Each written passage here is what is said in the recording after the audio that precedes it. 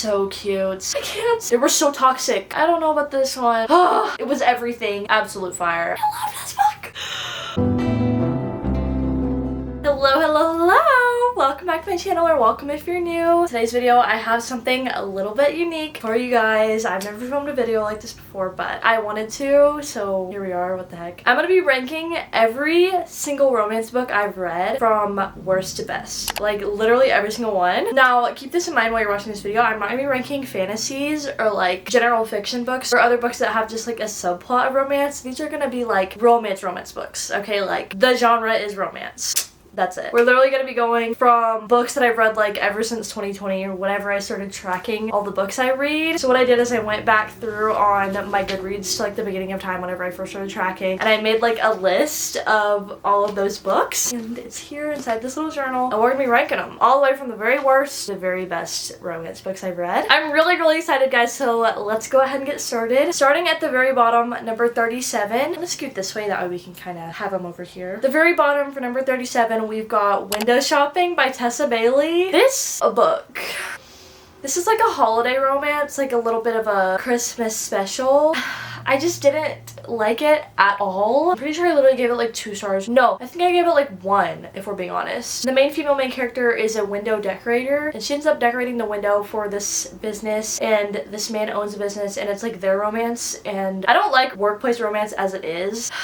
There was nothing. I don't even know. The romance was literally just like, it wasn't even romance. It just went from 0 to 100. No build up, nothing. They did not know each other's personality. They were not described at all. It was literally just like, what are they doing? Also, the audiobook, I listened to it on audiobook. It was horrific. 0 out of 10, do not recommend. Next up, number 36, we've got Funny You Should Ask by Alyssa Sussman. I'm trying to remember what this book was. I just remember I didn't really like it. It's on a reading vlog for my channel, but I'm pretty sure this girl was interviewing this celebrity guy, and he was just so full of himself, and she was like obsessed with him even though he was rude to her. I mean, it was better than the holiday book, don't get me wrong, but it wasn't really for me. I know a lot of people like it, but I read it for the video. It was reading the highest and lowest rated books in my physical TBR. The highest was Fourth Ring. Love that book. I'm not including it in this video though because it's a fantasy, but Funny You Should Ask was the lowest rated book, and it's also low rated for me as well, so quite unfortunate, but we're gonna continue on because I'm super excited to get to the highly rated ones. Number 35, we've got Before We Were Strangers by Renee Carlino. I read this book in my last video, y'all. This book is actually highly rated, which surprised me. I just thought the main male character was insufferable. He was so rude. Like, the things he would say to her and the way he would treat her, and I don't even know. He was just like the most hateful human being. I don't know how she liked him. He was a walking red flag. I'm sorry. However, I did like that it was set in New York City. I liked the second chance romance aspect. I just thought it was a little bit unbelievable. I don't know. Sorry to say. Next, we've got Ugly Love by Colleen Hoover, number 34 on the list. I thought it was okay while I read it. I think I gave it 3 stars. I think the guy was a pilot. Once again, no build up to the romance, just like immediate. He was obsessed with her, she was obsessed with him, and that's all it was. Also, there were some quotes. Now, okay, I feel like I enjoyed it more than I would have if I read it now, because I see the quotes that are in it floating out there on the internet, and I'm like, yo, what was she thinking? I'm sorry. It's just cringe. Up next, number 33, we've got After by Anna Todd. I think I read this book at the wrong time. I feel like if I read this book when I was in like middle school or high school and like everybody was just obsessed with the After series, the movies were coming out, I think I would have appreciated it more with like my younger brain. I don't know. I just couldn't see past the toxic romance. They were so toxic. And I get that was the point. Like, I get they're supposed to be toxic and it's like not something you want to have, you know what I mean, in your relationship, but I don't know. I don't know. It was like something I found I couldn't put it down in a way. I like the saying, it was a train wreck I couldn't look away from. But like, I do actually really like those movies somehow, so. But yeah, there's some tropes in there I don't like too. If you know, you know. Next, we've got Cleopatra and Frankenstein by Coco Mellers. This is number 32. I read this book fairly recently as well. I thought it was good, just for like a general fiction aspect. I don't know if this is technically a romance, but it is categorized as romance whenever you look it up, so I'm not really exactly sure. But justice for that dang flying squirrel or whatever that thing was. What is it called? A flying rat? What? What? I don't know. Whatever that thing was, that they freaking, y'all know. If you read this book, you know what happened to that poor thing. They just kept dragging everybody into their drama, and I was like, what is this? Also, there was one POV that I didn't really care for, but overall, it started off strong. I liked the beginning. It was just like, I don't know, not my personal cup of tea, but I could see how other people would like it, so take what I'm saying with a grain of salt. Number 31, we've got They Both Die at the End by Adam Silvera. I read this book so long ago, so it's kind of hard for me to remember exactly what this was about. I thought this book was pretty good, like a solid 3-star. If I'm not mistaken, the world is kind of set up in a way that the characters get an announcement on the day that they're gonna die, and there's like this app or something, I'm trying to remember, where you can meet up with other people who are also gonna die on that day. And yeah, I thought the romance was cute. I liked their little adventures together. It was just like a solid 3-star, I don't know. Number 30, we've got Parachutes by Kelly Yang. This was like a YA book, I'm fairly certain, although some of the stuff in it is not exactly YA, so I don't really know what that was about. It was like a lot of high school drama. I honestly don't know why I read this. I think somebody either gave me the book or it was like cheap and I bought it used. Honestly, I don't know what inspired me to pick that book up, but it was okay. I really don't remember a lot of what was going on other than the kids are rich and there's like foreign exchange students and there's a romance and the guy that the girl likes is very much full of himself once again, but then she realizes she likes somebody else. I don't know. It's been a while since I've read it. Probably gave that one like a 3-star as well. Number 29, we've got Fivet Apart by Rachel Lippincott. That's how you say her name. I remember seeing this in theaters as a movie with, what's that guy's name? The guy off of Riverdale. The cutie one, you know what I'm talking about? Not the main redhead guy, the other guy. The Jughead guy. What's his actual name? I don't know. But he was in this movie and it was so good. This is about these two people. They have this illness. I don't know what it's called. But basically, they can't get any closer to each other than 5 feet apart because their germs will kill each other. And it's their romance. And I thought the movie was so cute. The book, this is like one of those exceptions where I'll say the movie's better than the book. It's a rare exception, but sometimes it happens. Number 28, we've got Normal People by Sally Rooney. I don't know if this is exactly a romance either. Some people say it is, some people say it's not. So I was just like, you know, I'll include it in the video just for the sake of it being in here. I unfortunately did not like this book as much as a lot of other people did. I kind of feel like I owe it a reread in a way because I want to say I rated it like 3 stars. I'm pretty sure I did not like the girl. I'm trying to remember, but I feel like she was just annoying to me, maybe, and I think so was the guy. I don't even know. I don't think I read it at a point in my life where I could appreciate what it is and what it's trying to show, so I want to reread it, but I thought it was okay. Like, I enjoyed it. It just wasn't super amazing to me, like one of my top reads. Not at all. Number, what are we on? 27. We've got The Hating Game by Sally Thorne. This is, once again, a very unfortunate office workplace romance. I just don't like them for some reason. I just feel like it, I don't know, a romance in the workplace, it just doesn't sit right to me. It's just like something I can't really get past, it seems, in all the books I've read about it. And yeah, basically, it's enemies to lovers. The two main characters are forced to work up in this room by themselves. I'm pretty sure they're like having a face-off every day. And they have like the most hateful banter towards each other. Like, they despise each other, okay? And also the main character is like, oh my gosh, like, I'm so little, I'm so petite, like, I'm so tiny and cute. Like, bro, please, I can't with that. But I mean, overall, it was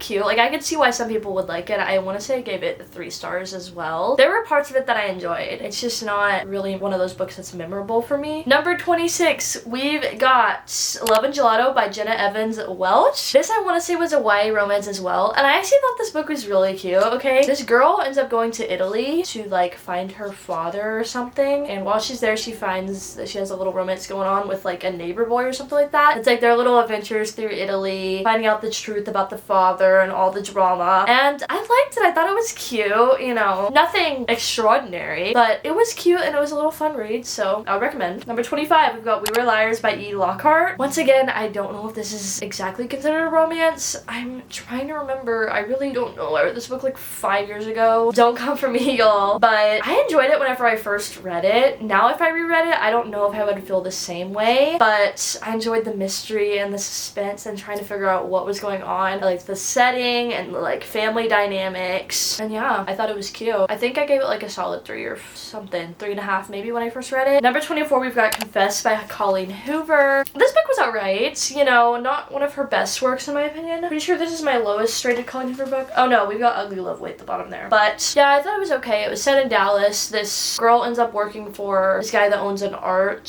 exhibit. It's their romance. Very insta love. Typical Colleen Hoover plot twists that aren't really a plot twist. I don't know, but I enjoyed it. I read it really quickly and it was an enjoyable read. I don't know. Number 23, we've got The Summer of Broken Rules by K.L. Walther. Yet another YA romance. This was, I think there was a wedding going on and the main girl didn't have a date until she meets this cute groomsman, and the whole book is pretty much this game of assassin going on, which I thought, I don't know. Sometimes when there's games like that, I want a little more substance to the book than just like this, oh, silly goofy time. Just kind of depends on what mood I'm in, but I don't know. At that moment, I enjoyed it. I thought it was cute once again. I know I'm saying that over and over, but we're kind of at the middle of these. That's what I feel about the majority of them. Number 22, we've got The Unhoneymooners by Christina Lauren. I might be butchering this plot as well, but I want to say, I'm trying to remember. I think that either the guy or the girl needs like a fake date in order to go on this workplace trip with their boss and his wife or something like that, and it's the fake dating situation. Romance, like, I'm pretty sure maybe it was in Hawaii or something like that. Obviously, I can't remember a lot of these books. Sorry, it's been a while, I know. There was some parts of it that gave me the ick. The beginning, I was like, oh, this is terrible. This is grossing me out. I remember specifically one thing that happened in the very beginning. I was grossed, y'all. But I don't know. I thought it got cuter. I enjoyed it. Number 21, we've got Reminders of Him by Colleen Hoover. Another Colleen Hoover book. This one's not super memorable for me either. I want to say somebody like got in a car wreck and you know what happened, and then it's like the husband's brother romance, something like that. I don't know. I thought it was okay. Number 20, we've got Hunting Adeline by H.G. Carlton. This is book 2 in the Haunting Adeline series. Book 1 I enjoyed, y'all. Book 1 I actually decently enjoyed, but book 2, there was just some tropes that just was a little bit too much for me. The whole, like, this much of the beginning of the book, this book is a big book. It was just trauma that the main character was going through. There was, like, no romance until so far at the end of the book. I don't know, it was a little bit too much for me personally. And I don't know, I read this series to kind of introduce myself to dark romance. I have never really been, like, a dark romance reader, and I wanted to give it a little bit of a try. I don't know if this series was the best one for me to start out with. I've heard some mixed reviews on it, and I will say it was quite something. It was quite something. But yeah, I think I gave the second one like 3-ish, maybe 2 stars. But now that I look back at it, I enjoyed parts of it. Like the ending was like good, but I don't know. Number 19. Number 19, Mouse in Baked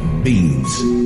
We've got It Starts With Us by Colleen Hoover. This is the, like, I don't want to say prequel because it's not. It's like the prequel to It Ends With Us. Everybody and their mom read that book, so I know you'll know what I'm talking about. This was the story of her meeting you-know-who before the other book takes place. Although you're supposed to read this book after It Ends With Us, so keep that in mind. A lot of people say that there was no plots, and there really wasn't. Like, there was no plot twist. It was just like this conflict kind of going on throughout the entire book, and then it's slowly getting resolved. But I don't know. I thought the story and like this character, I thought the story was just so sweet. I don't know. I took a lot of sympathy for him and what he had gone through. I don't know. I liked them. They're so sweet. And I don't know that it was needed, but it was kind of cute to read about. Next, we've got Where the Crawdads Sing by Delia Owens. This was a movie that came out. The movie was good. The book was pretty good too. It follows this girl that kind of lives by herself in the woods just because of some family drama and things that she's gone through in the past, and it follows her romance and her kind of story of growing up, like not growing up as a normal girl. She didn't really go to school. Everybody thought she was like this weird girl living in the woods. She didn't really have a lot of social skills and was never really taught how to function in the world, but it's her romance and I thought it was cute. The only thing I didn't like was the very ending of the book. Like all of the court drama, I thought it would dragged on too much and kind of took away from the story, but overall I liked the book and I liked the movie. So number 17, It Ends With Us by Colleen Hoover. I know a lot of people hate this book, but I enjoyed it when I read it, you know? I thought it covers a very important topic that I think is important for people to read about as they're navigating dating and just making sure you're aware of things that you never think could happen to you, but they always could, and it's important to be aware of that. I don't know, I thought it was an important read. Probably not the best way the subject could have been approached. Like, I feel like another author could have done it a little more justice. Sorry to say, but that's just my personal opinion. I liked the movie, and I decently enjoyed the book. It was pretty pretty good in my opinion. Next we've got If Only I Had Told Her by Laura Nolan. This is the second book in the, what is it called, If He Had Been With Me series. If y'all don't know, she came out with the second book like years after the first one, a solid like 10 or 15 years later, and in my opinion it kind of wasn't needed. It just wasn't necessary. I thought that the point of the first book was to end abruptly, and then, you know, she just came up with this other book because all of her fans wanted her to come up with it. They wanted that closure, but I think that was the point, was to not get the closure. That's just my opinion on it. So I don't know. I still read it and enjoyed it. It was enjoyable writing, and yes, it was nice to read about, but I still think it would have been more impactful if it was just left as the first book. Number 15, we've got First Time Caller by B.K. Borison. I read this book because, what's their name, Sarah Crowley and Destiny Sidwell read it in their podcast. They just put a little hold on it, but they read it as one of their book picks of the month that they read and discuss. And the guy's like a radio host, and he hosts this love podcast thing, and the female main interest,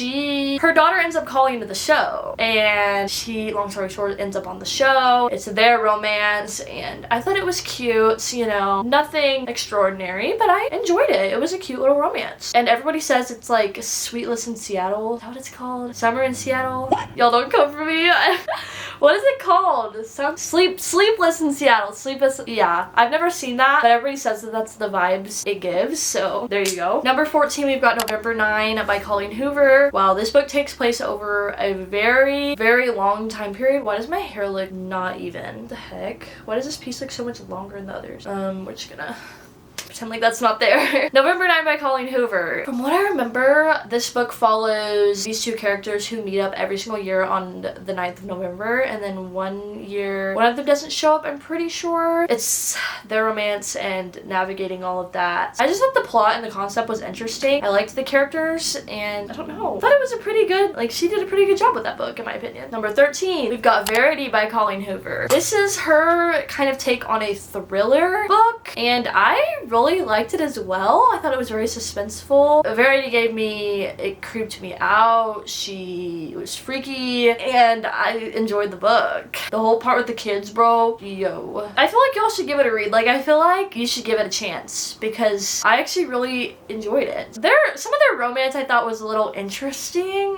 you know, given everything that went on in the house with Verity still in the house. I was like, okay, I don't know about this one, but you know, do your thing, I guess. Number 12, we've got Love and Other Words by Christina Lauren. This is a childhood friends to lovers. I think it's second chance romance, pretty sure. A lot of people love this book. Like, it's one of their 5 stars. I didn't get that feeling with it, but I still thought it was very, very cute. I don't know why. Maybe I'll give it a little reread and see what I think about it. But yeah, some of the drama that went on, I was like, okay, now why are we doing this? But yeah, I thought both of their characters were cute. The little like book room they had, that was cute too. Number 11, we've got Every Summer After by Carly Fortune. Oh my gosh, I loved this book so much, y'all. I love this book so much. The only thing I didn't like about it was this one trope, which was unfortunately like a big aspect of the book. It kind of took a lot of the book away from me just because of that one trope, but I did think their romance was really cute. I loved the lake house summery vibes. It was just perfect and so nostalgic for me. But yeah, that's the one thing that kind of took away from it a little bit. But overall, they were so cute. I loved that book so much. Number 10, we've got Better Than the Movies by Lynn Painter. This is a YA book as well, and I thought it was so freaking cute. Just, oh my gosh, everything about it. Their banter, the whole issue with the parking spot, oh, it was so cute. I don't know, I didn't know going into this if I was gonna like this book as much as I did. It was kind of an unexpected, highly rated book for me. I think I gave it like a 4 star,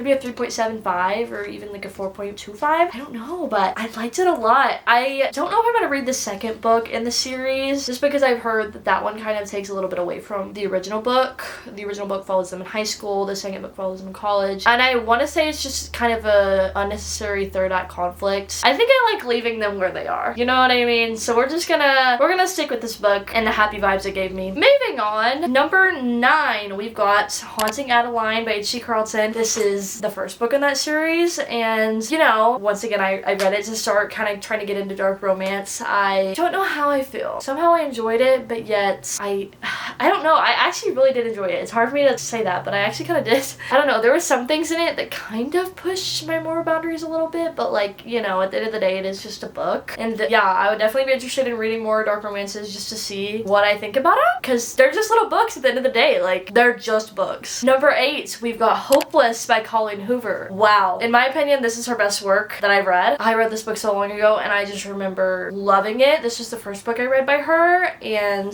y'all, it was so good. Like, the plot twist, I don't know if it's just because it's one of the first books I read whenever I was getting back into reading, but the plot twist, y'all, oh my gosh. Their romance, I read it in high school, and it was just like everything I ever wanted and more. I don't know, it was so good. The plot twist though, trigger warnings, but also if you look them up, you're gonna spoil things, so I don't know if I would, but dude, it was just so good. Like, I want to reread that book so bad. I just bought the other book, what's it called? Losing Hope. That's like what I assume is the prequel to it, but you want to read that one after because it's gonna spoil things otherwise. Yeah, just like the title and everything, I'm like, okay. It was so good. I think I want to do a reread of Hopeless and then read Losing Hope after. I have to do it. I think it's just gonna be too good. Number 7, we've got Beachread by Emily Henry. Oh, so good, dude. I love Emily Henry. She's so good. I know she gets a lot of hype, but in my opinion, it is so well deserved. The banter between these two characters, yo, it was everything. They're both authors. They are both going through kind of like a writer's block, and in order to fix this, the two main characters come up with an idea to write each other's genres, and they go on these like adventures to kind of give them inspiration for their books. It's so good. It's so good. I need to read more Emily Henry books. I only read 2. They're both fire. Speaking of which, number 6, we've got Happy Place by Emily Henry. Yo, this was the first book I read by her. So fire. So freaking fire. The Found Family. Hello. I literally loved that. It wasn't just a romance. It had kind of subplots of found family and resolving issues within yourself personally, and I don't know, the setting, the wedding going on, oh, it was just everything. I love this so much. It's just like that friend group that everybody wants in a way, and oh, what can I say, I literally loved reading about it. Number 5, If He Had Been With Me by Laura Nolan. This is the first book in that little duology, and yeah, absolute fire. I read this not expecting to give it a 5-star, but alas, I did. It was so good. It was so good. I don't even know. Trigger warnings as well, but if you don't feel that you need to look them up, I would not, because it is going to spoil something again. Yeah, it was a hard read. I want to say I cried, but super just unexpectedly good for me. Number 4, The 7-Year Slip by Ashley Poston. I love this book. I love this book. Oh my gosh, it was set in New York City. It was a romance with like a side of magical realism. Oh, it was so good. Basically, this girl ends up moving into this apartment, and it randomly teleports her back into time, and she runs into this guy who was living in the apartment at the time, and it's their romance. Oh, I love them together. I love him. I love her. I just love it so much. Yeah, once again went into it fully not expecting it to be a 5-star, but I think about this book like at least once every few days. It lives in my mind rent free. Just like, I think I included it in a reading vlog as well if y'all can find it, I don't know, but seeing my reactions to it, I need to go back and watch that video because it was so good, guys. Number 3, guys, we're in the top 3. We've got Archer's Voice by Mia Sheridan.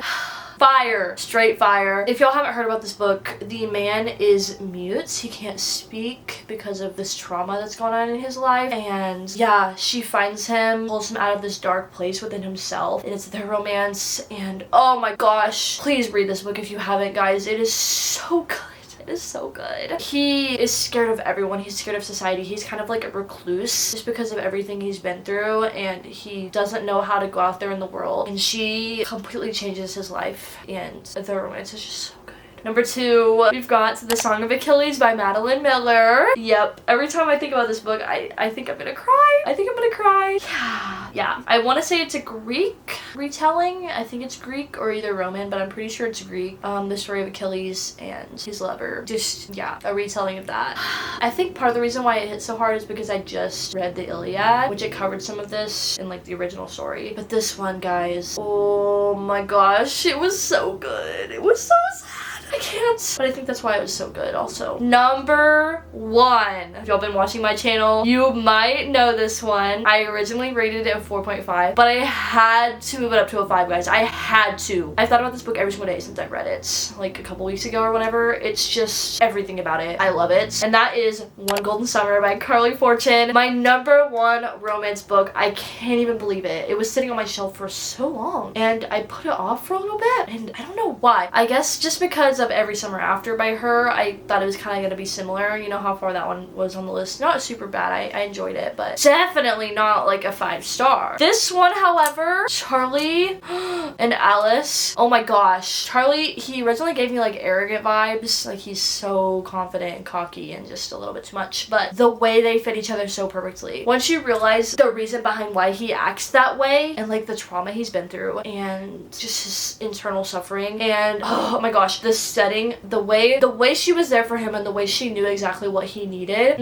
Anyway, the setting, it was so nostalgic. I grew up living on a lake, so I don't know, I think that part just really hit for me. The whole part of the grandma situation really hit home as well just because of some stuff I've been through. And yeah, I think also the interconnected standalone with the fact that the other character from Every Summer After appeared in the book. Literally, I loved that so much. I don't even know why. I love their characters so much more in this book than I even did in the other one. Maybe it's the fact that they're grown and matured a little bit. I don't know exactly, but oh my gosh, this book it's just everything to me, and the more I think about it, the more I love it. If you guys have not read this book, I highly recommend you do so. I don't even know what else to say. I don't know. Please do it. That's all I can say. And I have a reading vlog on it. It's the one right before this video, so please go watch it if you will. Anyway guys, that is gonna be the end of my list here. I really hope that you guys enjoyed watching it. Yeah, let me know other book videos you want to see down in the comments down below, and let me know other books y'all want me to read as well. Books that you think will outrank One Golden Summer. Let me know what y'all are feeling, because if I can find one that will outrank One Golden Summer, y'all, that book's gonna be an 8-star read. 8 stars. Yeah, anyway, I love y'all so much. Thanks so much for watching, and I'll see you in my next one. Bye guys.